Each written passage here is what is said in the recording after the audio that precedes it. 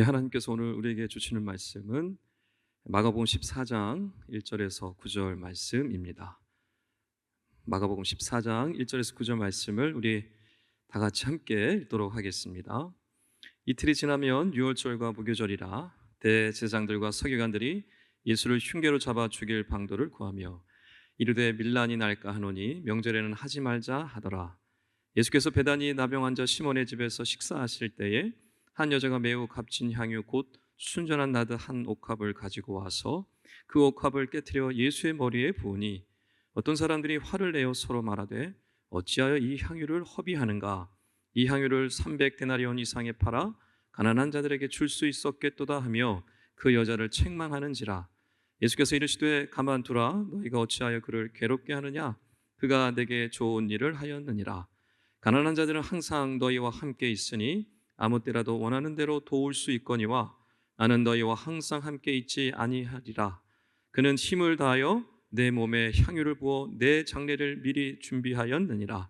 내가 진실로 너에게 이르노니 온 천하에 어디서든지 복음이 전파되는 곳에는 이 여자가 행한 일도 말하여 그를 기억하리라 하시니라. 아멘.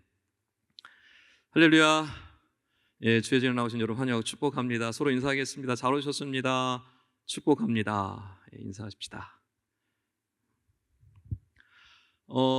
영상을 통해서도 보셨지만 우리 60주년 행사가 있습니다. 청년부 주간인 거 알고 계시죠? 여기 계신 분들 중에 청년부 아니신 분들도 물론 계시겠지만 청년부가 대부분이라고 생각을 합니다. 60주년 감사 행사를 하는 이유는 하나님께 우선 영광을 돌리기 위함이죠. 하나님께 감사를 드리기 위함입니다. 그리고 두 번째는 지역에 있는 어려운 청소년들과 아동들을 돕기 위함입니다. 미자립 청소년들을 돕고 또 자립을 진행하고 있는 청년들을 돕는 것입니다. 여러분, 시설을 나온 우리 청년들이 있습니다. 나라로부터 지원금에 약간 지원을 받고 혼자 부모 없이 독립하여 살아야 하는 청년들이 있습니다. 우리 관내에 30명이 넘는 청년들이 있는데 그중에 15명을 이번 행사를 통해서 모금된 기부금으로 도울 예정입니다. 그리고 취약한 아이들이 있습니다. 저소득층 아이들이기도 하지만 그 아이들이 정신적인 어려움을 겪고 있는 아이들이 있는데요. 그 아이들이 치료를 받는 것이 굉장히 어렵습니다. 비용이 굉장히 비싸죠. 그래서 그 아이들을 도우려고 합니다.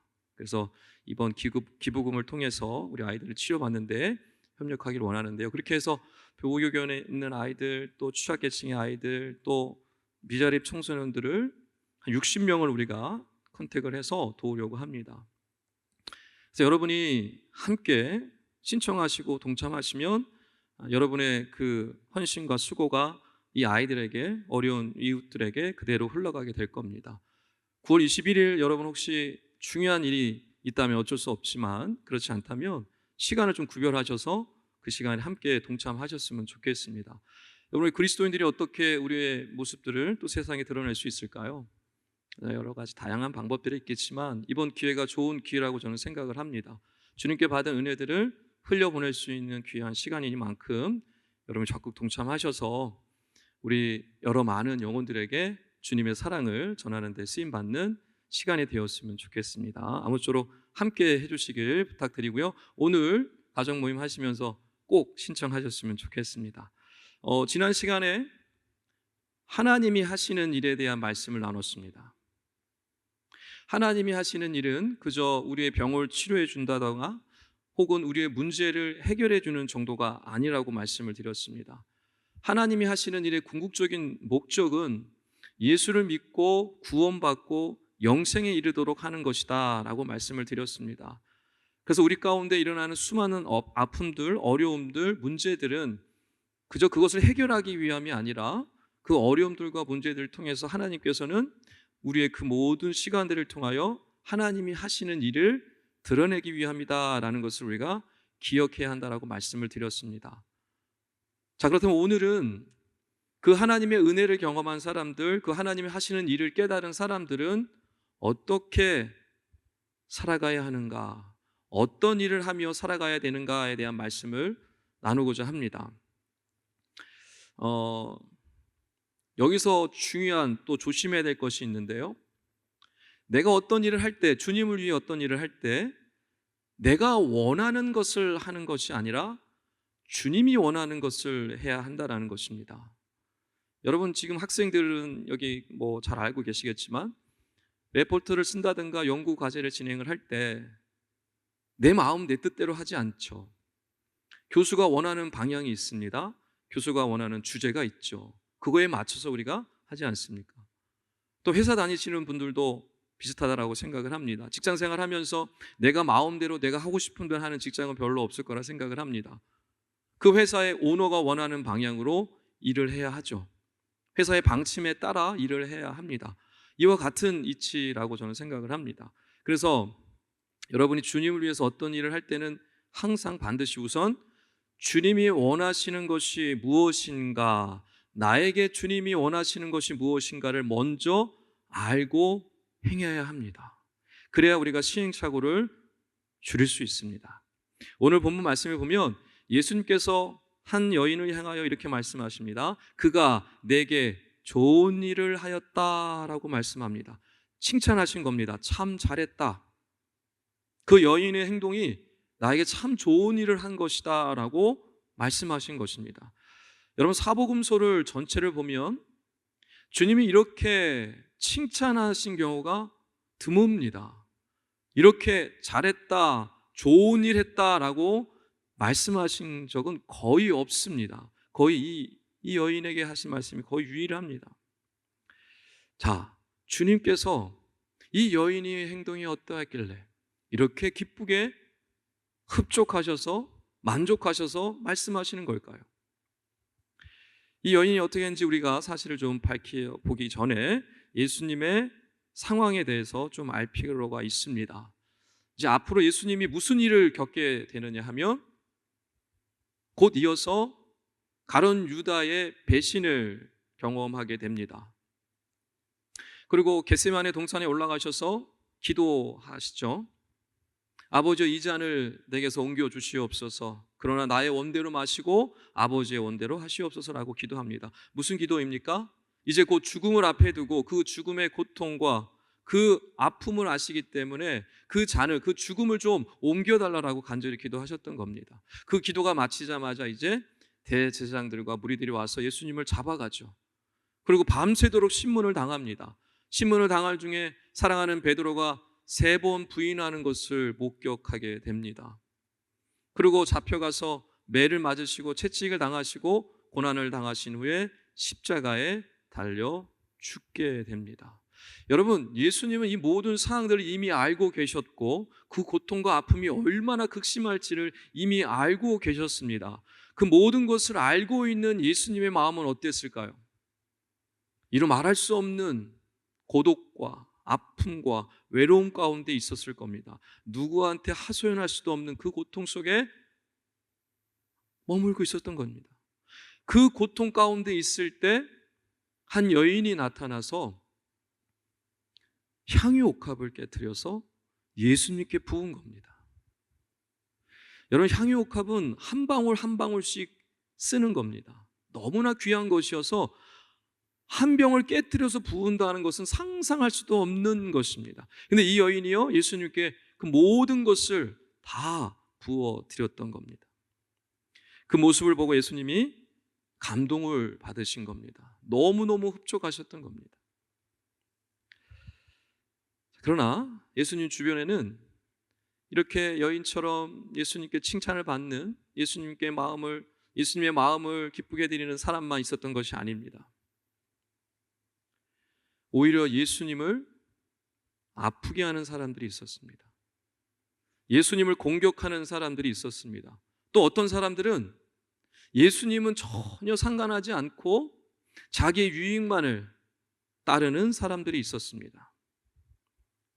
자, 여러분, 우리는 어떤 모습입니까? 여러분은 어떤 모습 가운데 있습니까?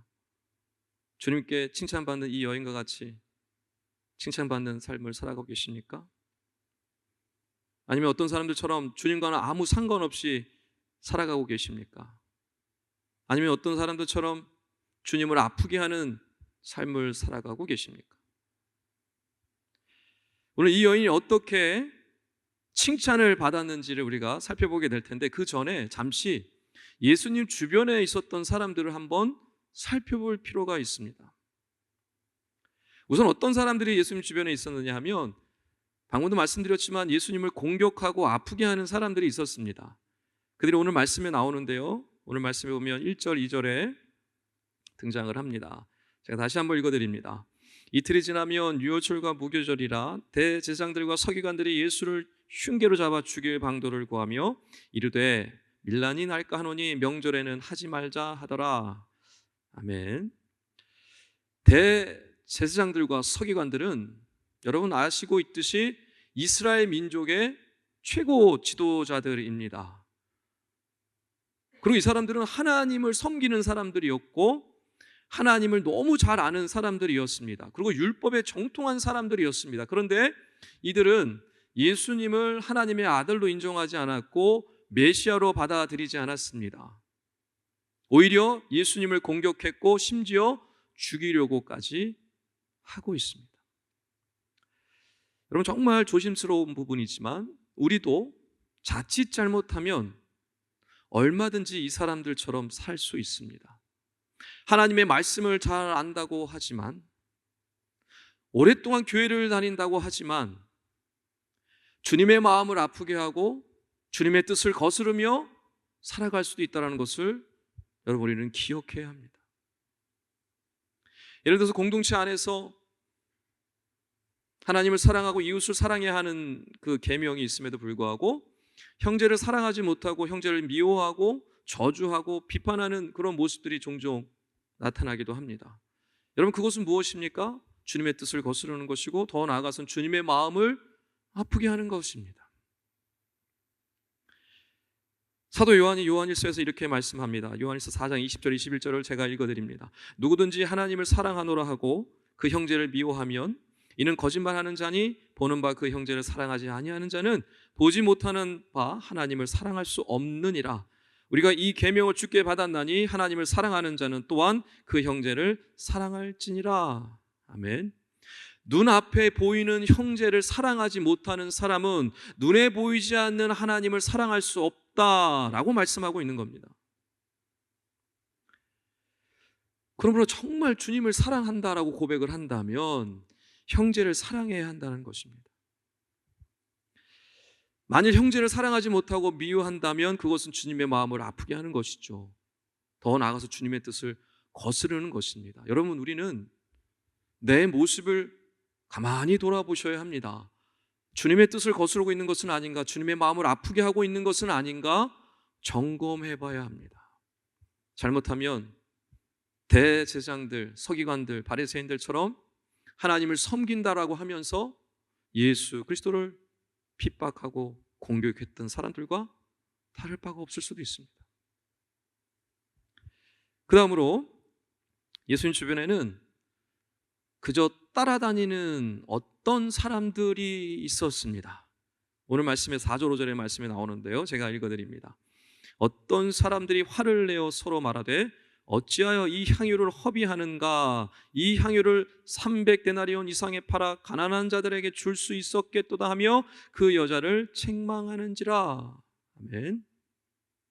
지금 이 어떤 사람들은 이 여인이 향유 옥합을 깨트려서 예수님께 부은 것을 보고 화를 냈다고 합니다. 그 여자한테 화를 낸 겁니다. 그리고 그 부어낸 그 향유를 보면서 허비한다, 낭비한다 라고 이야기하고 있는 겁니다. 다른 복음서를 보면, 똑같은 내용의 다른 복음서를 보면 이 말한 사람이 가롯 유다라고 말씀하고 있습니다. 그런데 사실 가롯 유다만 이런 생각을 했을까요? 오늘 어떤 사람들 전부 다가 그런 생각을 하고 있었던 겁니다. 그렇다면 이 어떤 사람들은 누구일까요? 예수님을 쫓아다니는 사람들이었습니다. 왜요?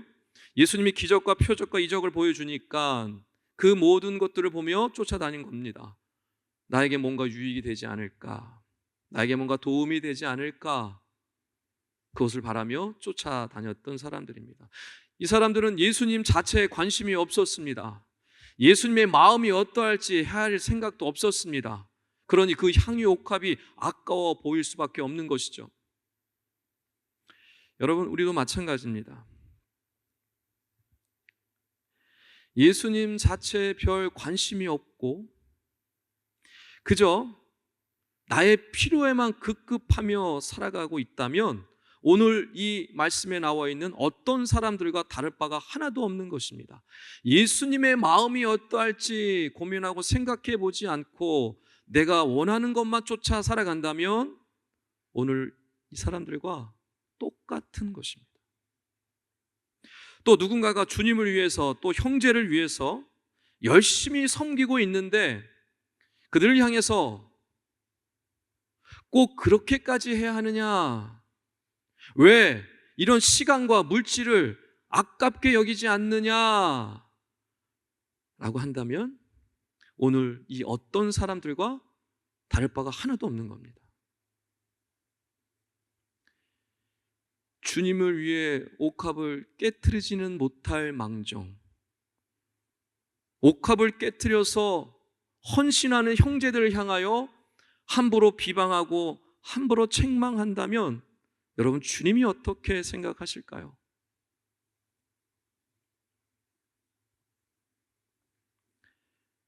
마치 그렇게 말하는 것이 지혜로운 양 얘기하는 사람들이 있습니다. 여러분, 결코 그렇지 않습니다. 스스로 어리석음을 드러내는 것이고 더 나아가서는 나는 예수와 상관없는 사람이다 라고 이야기하는 것과 똑같습니다. 이처럼 예수님 주변에는 예수님을 아프게 하고 공격하는 사람들이 있었고 또 예수님과 전혀 상관없이 자기의 유익만을 쫓아 살아가는 사람들이 예수님 주변에 있었습니다. 반면에 예수님을 누구보다 소중히 여기고 누구보다 아끼고 예수님을 바라보는 사람들도 있었습니다. 바로 오늘 예수님이 칭찬하셨던 이 여인과 같은 사람입니다. 여러분, 그렇다면 이 여인은 어떻게 했길래 주님으로부터 이런 칭찬을 들을 수 있었을까요? 오늘 6절 말씀에 보면 이렇게 말씀합니다. 예수께서 이르시되 가만두라, 너희가 어찌하여 그를 괴롭게 하느냐, 그가 내게 좋은 일을 하였느니라. 아멘.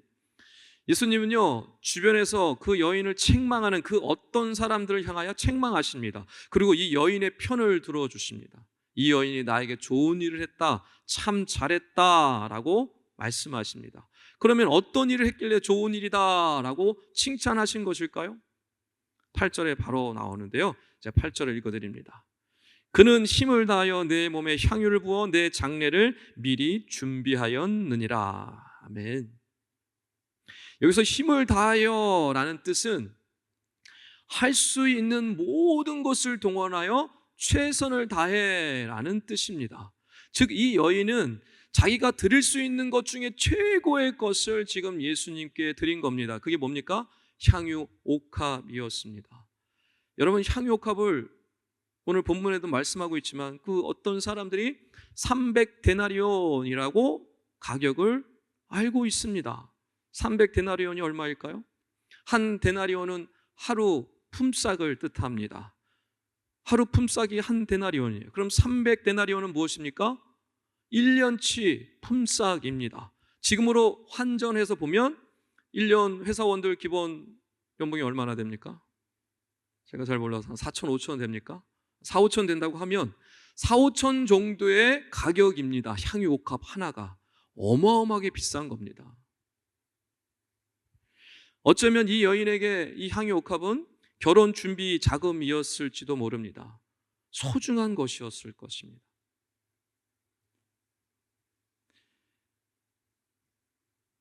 여러분, 이 향유 옥합이 비싼 이유가 있어요. 희소성 때문이기도 하지만, 구하기 어려운 것이기도 하지만 효과에 대한 부분이 있었기 때문에 그렇습니다. 이 향유 옥합의 이 향유는 그 당시에 만병통치약이었습니다. 만병 다 고쳐주는 아주 좋은 약으로 다 알고 있었던 거예요. 그리고 아주 귀한 향수로 쓰였습니다. 특별히 사람이 죽었을 때, 장례를 치를 때 이 시체가 잘 썩지 않도록 해주는 방부제 역할을 했습니다. 아주 귀한 재료였습니다. 함부로 쓸 수 없는 재료였어요. 자, 그래서 오늘 예수님께서 8절에 뭐라고 얘기하신 것입니까? 내 장례를 준비하였다라고 말씀하시는 이유가 바로 거기에 있습니다. 이 향유는 장례를 위해 너무너무 귀하게 필요한 것이었습니다. 그래서 예수님께서 내 장례를 위해 좋은 일 하였다, 이 여인을 칭찬하고 있는 겁니다. 자, 여러분, 그런데 이게 좋은 일로 보이십니까? 지금 이 당시에는 예수님이 죽을 것이라는 것, 예수님이 돌아가실 것이라는 것을 아무도 알지 못하던 때입니다. 오직 주님만이 알고 있는 거예요. 오직 주님만이 그 고통에서 죽음을 준비하고 있었던 겁니다. 제자들한테 내가 너희를 떠날 거다, 죽을 것이다 암시하고 몇 번이나 말씀하셨음에도 불구하고 제자들은 깨닫지도 못했고 이해하지도 못했고 알지도 못했습니다. 그런 가운데에, 고통 가운데 죽음을 준비하는 그 예수님이 나에게 좋은 일을 하였다, 자기의 장래를 위해서 좋은 일을 하였다라고 말씀하고 있는 겁니다. 예수님이 이 여인의 헌신을 통해서 큰 위로와 감동을 받으신 거예요. 그래서 그 여인을 칭찬하신 겁니다. 누구에게도 하지 않았던 참 좋은 일이다 라고 말씀하셨던 겁니다. 여러분, 만약에 여러분이 엄청난 고통과 고난 가운데 있을 때 누군가가 여러분에게 이와 같은 위로를 해준다면 여러분 어떤 마음이 드시겠습니까? 여러분의 마음을 알아주고 여러분의 고통을 알아주고 여러분에게 이 마음을 어루만져 주는 누군가가 있다면 여러분 그 누군가에게 어떠한 마음이 있겠습니까? 너무너무 고맙지 않겠어요? 막 자랑하고 다니고 싶지 않겠습니까? 막 칭찬하고 사람들한테 막 이야기하고 싶지 않겠어요? 예수님이 똑같은 마음이었습니다. 그래서 오늘 말씀 9절에 보면 예수님이 어떻게 말씀하시는지 보십시오. 9절 제가 읽습니다. 내가 진실로 너에게 이르노니 온 천하에 어디서든지 복음이 전파되는 곳에는 이 여자가 행한 일도 말하여 그를 기억하리라 하시니라. 아멘. 예수님이요 정말 놀라운 말씀을 하고 있는 겁니다. 그냥 좋은 곳으로 끝나는 것이 아니에요. 복음이 증거되는 곳마다 앞으로 이 여인이 행한 일도 말하여 알게 하라라는 것입니다. 이 여인을 기억하게 하라라는 거예요. 복음이 전해지는 곳곳에 여러분 엄청난 말씀을 하고 있는 겁니다. 이 여인을요 엄청나게 높여주시고 있는 겁니다. 여러분, 그렇다면 왜 복음이 증거되는 곳에 이 여인에 대하여 이 행한 일을 알게 하고 또 이 여인을 기억하게 하라라고 말씀하실까요? 여러분, 복음이 무엇입니까? 예수 믿고 구원받고 영생에 이르는 것이죠. 이 복음이 증거되는 곳마다 이 여인에 대해서 이야기하라라고 말씀하고 있는 겁니다. 왜 그렇게 말씀을 하셨을까요? 요한복음 12장의 말씀에 보면 같은 내용의 다른 본문입니다. 요한복음 12장에 보면 오늘 본문에 나오는 이 여인이 누구인지를 밝혀주고 있습니다. 이 여인은 죽었다가 다시 살아난 나사로의 누이 중에 한 명인 마리아입니다. 그러니까 지금 예수님이 어떠한 상이냐면 나사로가 살아났고 그 일을 통하여 잔치가 일어났습니다. 예수님을 위해 잔치를 벌인 것이죠. 그 잔치의 현장에서 마리아가 예수님께 향유 옥합을 깨트려서 다 부은 겁니다. 예수님께. 사실 정황을 보면 이 여인이 예수님의 장례를 알고 미리 부었다고 하기에는 어려움이 있습니다. 아마도 예수님께 너무나 감사한 마음에 나사로를 살려줬으니까 너무나 감사한 마음에 이 향유 옥합을 드렸을 가능성이 큽니다. 그래서 이 여인이 주님이 기뻐하실 그 모든 것 드림을 통하여 주님이 감사히 기뻐할 수 있었던 겁니다.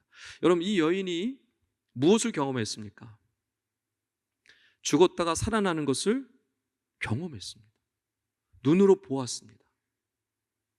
자기 오라비 나사로가 죽었었어요. 근데 살아났어요. 그것을 보았습니다. 분명한 것은 이 여인은 죽었다가 살아나는 경험을 한 거고요.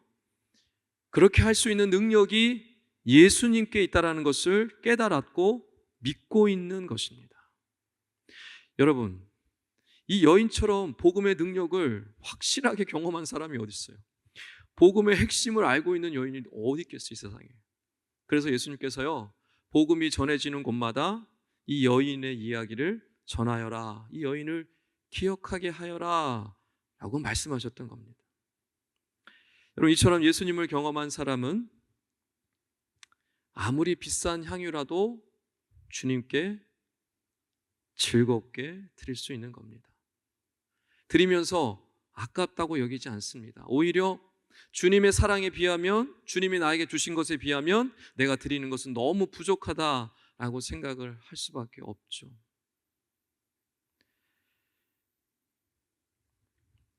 여러분, 주님이 이와 같이 자신을 향하여 아낌없이 내어 드리는 사람을 본다면 어떻게 바라보실까요? 생각해 보세요. 얼마나 사랑스럽겠습니까? 얼마나 자랑스럽겠어요? 얼마나 잘해주고 싶겠습니까? 이루 말할 수 없는 감동, 감격 아니겠습니까? 여러분, 우리도 이처럼 주님을 위해서 좋은 일을 할 수 있어야 합니다. 주님이 기뻐하시고 주님이 만족하실 만한 일을 여러분 할 수 있어야 합니다. 그게 뭘까요? 그 무엇보다, 그 누구보다 우리 주님을 소중하게, 아끼며 바라보는 겁니다. 이 여인처럼. 그럴 때 우리가 주님께 최고의 것을 드릴 수 있죠. 힘을 다하여 드렸던 이 여인처럼 최고의 것을 드릴 수 있습니다. 최선의 것을 드릴 수 있습니다. 이 여인에게는 이것이 향유 옥합이었고 저와 여러분에게는 다른 것들이 있을 수 있겠죠. 여러분들은 최선의 것을 어떻게 드리고 계십니까? 여러분의 시간일 수도 있고요, 여러분의 물질일 수도 있고요, 여러분의 재능일 수도 있고요, 여러분의 섬김과 봉사일 수도 있습니다. 최고의 것을 드리는 사람은 주님으로부터 최고의 것을 받았다라는 것을 증명하는 것입니다. 여러분, 예수님은 우리에게 가장 소중한 것을 내어주셨습니다. 무엇입니까? 주님의 생명, 주님의 피를 다 쏟아서서 우리에게 주셨습니다. 여러분, 주님이 그렇게 하시면서 낭비라고 생각하셨을까요? 아깝다고 생각하셨을까요? 아니에요. 우리를 너무나 사랑하시기 때문에 전혀 아깝지 않았죠. 우리를 너무너무 소중히 여기시기 때문에 전혀 낭비라고 생각하지 않으셨습니다. 여러분, 가운데 위에 뭐가 있습니까? 뭐가 있으십니까? 십자가를 바라보십시오. 저 십자가에 달리셨던 예수 그리스도께서 여러분을 향하여 생명을 쏟으시고 피를 아낌없이 다 쏟아내셨습니다. 여러분은 그 주님 앞에 무엇을 드리고 계십니까? 나의 향유의 옥합은 무엇입니까? 주님께 깨어 드려야 할 것은 무엇입니까? 주님이 우리를 위해서 아낌없이 자신의 생명과 피를 쏟아내셨듯이 우리도 주님께 귀한 것 드릴 수 있어야 합니다. 좋은 것 해드릴 수 있어야 합니다. 여러분, 이렇게 드릴 때 주님과 나와의 아름다운 스토리를 만들어가는 겁니다. 이번 60주년 행사의 우리 기부 플로깅에 참여하는 것, 그게 하나의 방법일 수 있다라고 저는 생각을 합니다. 주님께 받은 만큼 주님께 드릴 수 있습니다. 주님의 소중한 그 은혜와 사랑을 경험한 사람은 또 소중한 것을 드릴 수 있습니다. 그렇게 할 때 주님이 얼마나 기뻐하시겠어요? 그것이 주님께 좋은 일이고 동시에 우리에게도 좋은 일이다라는 것을 여러분 기억하셨으면 좋겠습니다.